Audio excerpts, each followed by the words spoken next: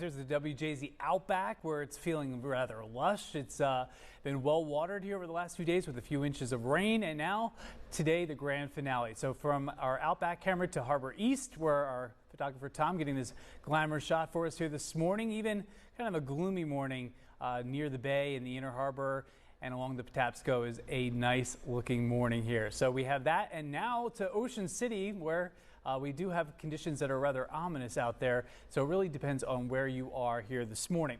All right, so as we take a look at our observatory behind me, you can see some of that gloom, a lot of moisture in the air. We call it air you can wear, and that's because we have all this moisture surging ahead of a cold front that will bring that refreshing change tomorrow. So we only have one more day of this to go.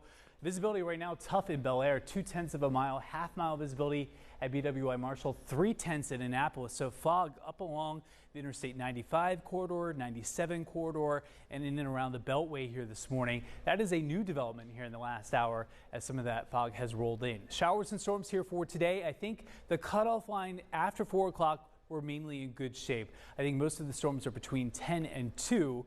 We'll see falling humidity during the day tomorrow, a fantastic Friday, and a refreshing weekend to come.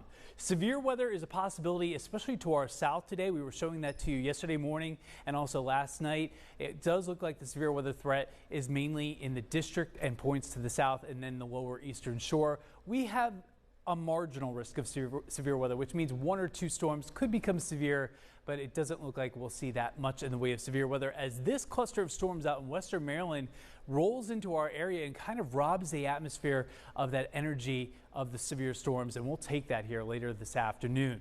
Meanwhile, to our south, they probably won't be as lucky, so if you're headed to southern Maryland down toward the district today, just know that damaging winds would be the main threat with those storms, so if you are under warning, take cover. Meanwhile, back closer to home, 67 in Hagerstown, near 70 at BWI Marshall, 67 in Annapolis.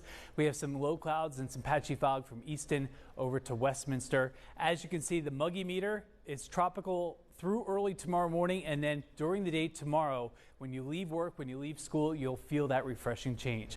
Upper 60s to lower 70s right now. As I mentioned, 10 a.m. to 2 p.m. is your greatest chance of storms, but we'll keep the risk through about 4 o'clock. After 4 o'clock, I see most of those storms being well to our south and west. Future radar, here's that first cluster of storms in western Maryland coming in 10 a.m. through Carroll County, through portions of Howard County, by lunchtime already through the city.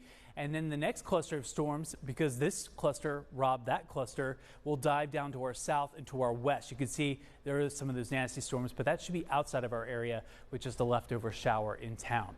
Taking a look at your forecast for Baltimore City today, we're on your corner today in Hampden, 80 degrees, 80 in Windsor Hills, 80 in West Baltimore, and 80 Curtis Bay.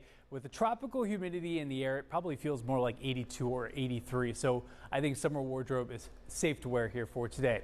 First alert 7-day forecast, 81 for your Thursday with falling humidity, and then a winner of a weekend. More on that in the Super 7 day coming up.